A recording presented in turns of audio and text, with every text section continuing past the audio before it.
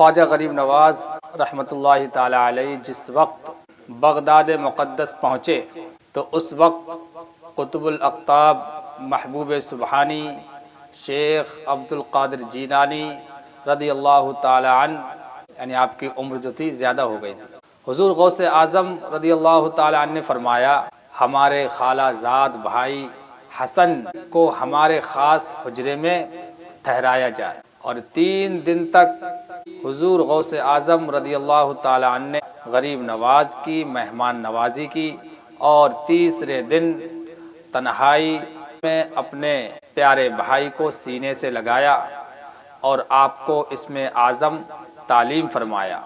اس کے بعد ارشاد فرمایا کہ جاؤ، ہمیں امید ہے کہ تم بغداد پھر واپس آؤ گے، لیکن ہماری ملاقات نہیں ہوگی۔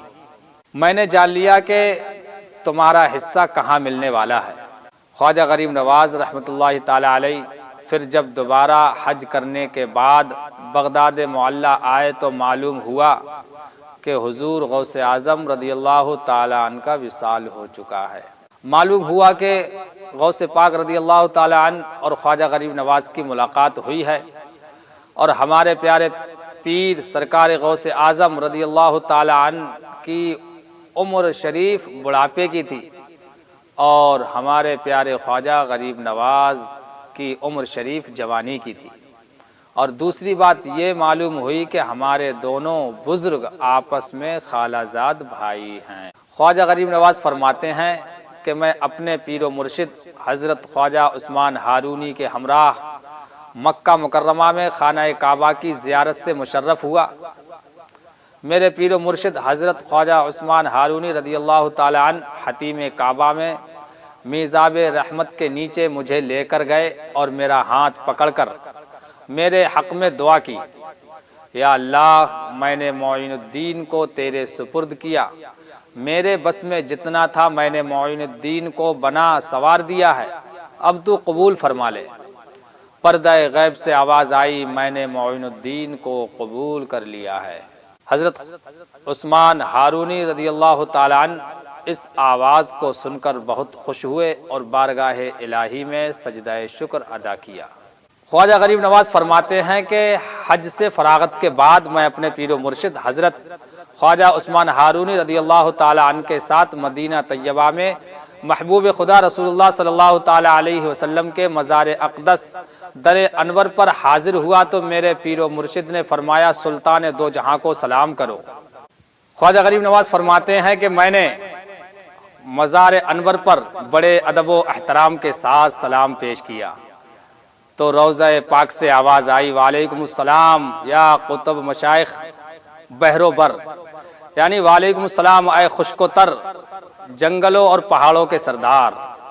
جب یہ آواز آئی تو پیر و مرشد حضرت خواجہ عثمان ہارونی رحمۃ اللہ تعالی علیہ نے فرمایا، اے معین الدین اب تمہارا کام مکمل ہو گیا، چاہے جو مانگو عطا فرمائیں گے، نہ مرادو ہاتھ اٹھا کر دیکھ لو، یہ کبھی انکار کرتے ہی نہیں، بے نواؤ آزما کر دیکھ لو۔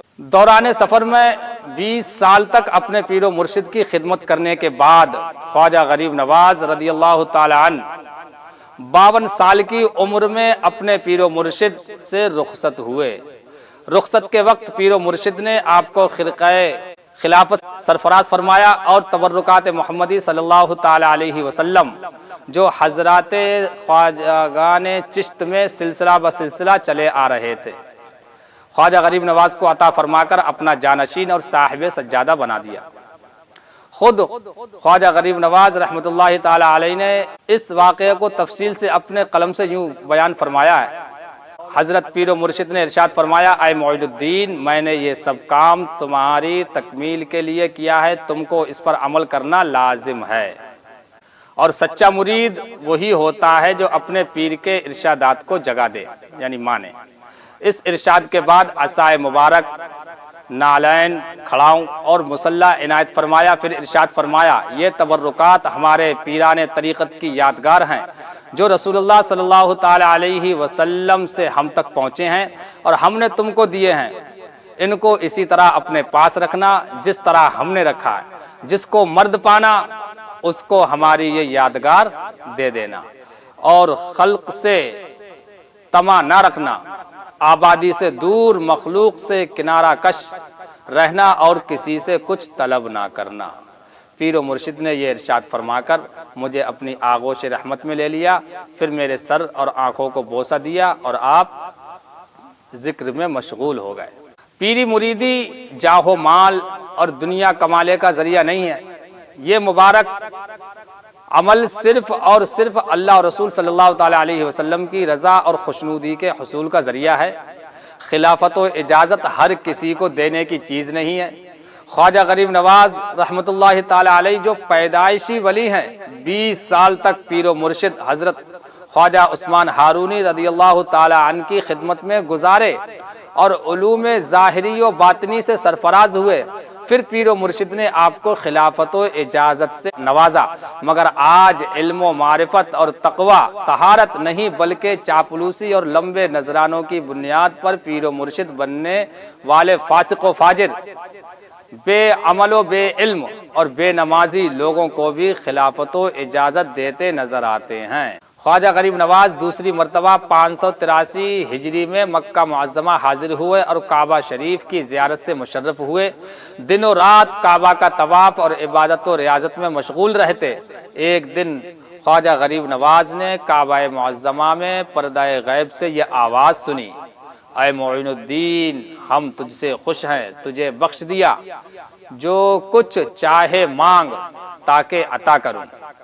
ख्वाजा गरीब नवाज ये सुनकर बहुत खुश हुए और सजदा शुक्र अदा किया और अपने रहमान व रहीम रब ताला की बारगाह करम में अर्ज किया, या इलाही, तेरे बंदे मोइनुद्दीन के लिए इससे बड़ी और क्या सआदत हो सकती। इसके बाद अगर कोई आरजू है तो सिर्फ ये है कि तू अपने फजलो करम से मेरे सिलसिले के मुरीदों को बख्श दे।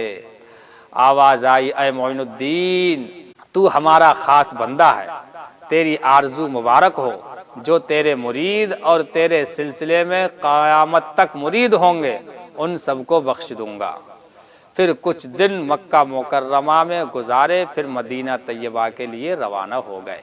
ख्वाजा गरीब नवाज रदियल्लाहु ताला अन्हु हर वक्त अपने प्यारे नाना जान महबूब खुदा रसूलुल्लाह सल्लल्लाहु ताला अलैहि वसल्लम के मज़ार अनवर कब्र नूर पर हाजिर रहते। एक दिन मज़ार अनवर पर हाजिर थे कि आप पर थोड़ी नींद, ख्वाब में आकाए कायनात नबी दो आलम सल्लल्लाहु ताला अलैहि वसल्लम की ज़ियारत नसीब हुई। रसूलुल्लाह सल्लल्लाहु ताला अलैहि वसल्लम ने ख्वाजा गरीब नवाज को बशारत अता की, ऐ मोइनुद्दीन, तुम मेरे दीन के मोइन हो। मैंने तुमको हिंदुस्तान की विलायत अता की। हिंदुस्तान में कुफ्र व शिर्क की जुल्मत फैली हुई है, तुम अजमेर जाओ, तुम्हारे वजूद की बरकत से कुफ्र व शिर्क और बातिल का अंधेरा दूर होगा और इस्लाम की सुबह का उजाला फैल जाएगा। इस शानदार और पुरबहार बशारत से हमारे ख्वाजा गरीब नवाज रदियल्लाहु ताला अन्हु बहुत खुश हुए और मसरूर हुए, मगर हैरान थे कि अजमेर कहाँ है, अजमेर का रास्ता का क्या है। इसी सोचो फिक्र में थे कि दोबारा आंख लग गई। हादी रहबर रसूलुल्लाह सल्लल्लाहु ताला अलैहि वसल्लम आपके ख्वाब में तशरीफ लाकर थोड़ी ही देर में मदीना तैयबा से हिंदुस्तान के तमाम रास्ते और अजमेर का तमाम शहर और किला और पहाड़ियां आपको दिखा दिया।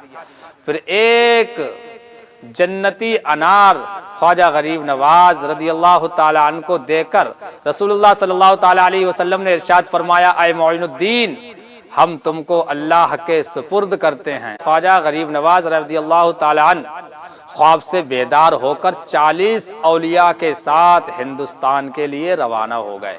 हजरत कुतुबुद्दीन बख्तियार काकी रदियल्लाहु ताला अन्हु फरमाते हैं कि एक मर्तबा हजरत शेख शहाबुद्दीन सोहरवर्दी और मेरे पीरो मुर्शिद हजरत ख्वाजा गरीब नवाज रदियल्लाहु ताला अन्हुम अजमाइन शहर खुरासान की एक मजलिस खैर में बैठे हुए थे। अंबियाए किराम अलैहिमुस्सलाम का जिक्र हो रहा था कि सामने से सुल्तान शमशुद्दीन अल्तमश, जिसकी उम्र उस वक्त 12 साल की थी, हाथ में एक प्याला लिए जा रहा था। जैसे ही ख्वाजा गरीब नवाज की नजर उस पर पड़ी, यानी शमशुद्दीन पर पड़ी, तो इरशाद फरमाया, जब तक ये लड़का दिल्ली का बादशाह ना होगा खुदा उसे दुनिया से ना उठाएगा। تاریخ ہند شاہد ہے کہ ہمارے پیارے خواجہ غریب نواز کے ارشاد کے مطابق 607 ہجری میں شمس الدین التمش نام کا ایک گمنام شخص طوفان کی طرح اٹھا اور دیکھتے ہی دیکھتے سارے ہندوستان پر چھا گیا، اور ہمارے پیارے خواجہ غریب نواز رضی اللہ تعالیٰ عنہ کی ایک کھلی کرامت بن کر ایک دن شمس الدین التمش دہلی کے تخت پر قبضہ کر کے بادشاہ بن گیا۔ ہند کے راجہ پیارے خواجہ غریب نواز رضی اللہ تعالیٰ عنہ مدینہ طیبہ سے روانہ ہو کر بغداد معلیٰ، استراباد، بخارا، تبریز، ہرات ہوتے ہوئے خراسان کے شہر سبزہ وار پہنچے تھے۔ سبزہ وار کا حاکم یادگار محمد تھا جو متعصب شیعہ تھا۔ شہر کے کنارے اس کا ایک خوبصورت اور پرفضا باغ تھا۔ خواجہ غریب نواز ایک دن اس باغ میں تشریف لے گئے۔ باغ میں ایک صاف و شفاف حوض تھا۔ حوض میں غسل کیا اور حوض کے کنارے نماز ادا کی اور تلاوت قرآن میں مشغول ہو گئے۔ اسی دوران یادگار محمد شاہانہ کر و فر کے ساتھ اس کی سواری باغ میں داخل ہوئی۔ حوض کے قریب ایک مسلمان فقیر کو دیکھ کر غضبناک ہو گیا اور بدتمیزی سے بولا، اے فقیر، تم کو شاہی باغ میں آنے کی اجازت کس نے دی؟ خواجہ غریب نواز کی نگاہ ولایت اٹھی۔ نظر کا نظر سے ملنا تھا کہ یادگار محمد کانپنے لگا اور بے ہوش ہو کر گر پڑا۔ خواجہ غریب نواز رضی اللہ تعالیٰ عنہ نے اس کے منہ پر پانی چھڑکا۔ یادگار محمد ہوش میں آیا تو دل کی دنیا بدل چکی تھی۔ بد عقیدگی کا فساد ختم ہو چکا تھا۔ نہایت عاجزی کے ساتھ اپنی غلطی کی معافی مانگی اور اپنے تمام خادموں اور ملازموں کے ساتھ بد عقیدگی سے توبہ کر کے خواجہ غریب نواز کا مرید بن گیا اور خدمت اقدس میں رہ کر علوم ظاہری و باطنی کی تکمیل کر لی۔ خواجہ غریب نواز نے اسے خلافت سے سرفراز فرمایا۔ اب یادگار محمد سبزہ وار کی ظاہری و باطنی سلطنت کا بادشاہ بن چکا تھا۔ اس لیے کہا جاتا ہے کہ جب بھی کوئی مشکل یا دشواری پیش آئے اور آپ کی حاجت پوری نہ ہوتی نظر آئے تو سیدھے اجمیر شریف چلے جاؤ اور پیارے خواجہ غریب نواز رضی اللہ تعالیٰ عنہ کے مزار انور پر آپ کے روبرو چند آنسوؤں کے قطرے گرا دو۔ اللہ تعالیٰ کے فضل و کرم سے نگاہ خواجہ اٹھے گی اور تقدیر بدل جائے گی۔ رسول پاک کے صدقے میں راہ دکھلا دو، بھٹک رہا ہے میرا کارواں غریب نواز، غمیں جہاں کے ستائے ہیں در پہ آئے ہیں، تمہارا در ہے کہ دارالاماں غریب نواز۔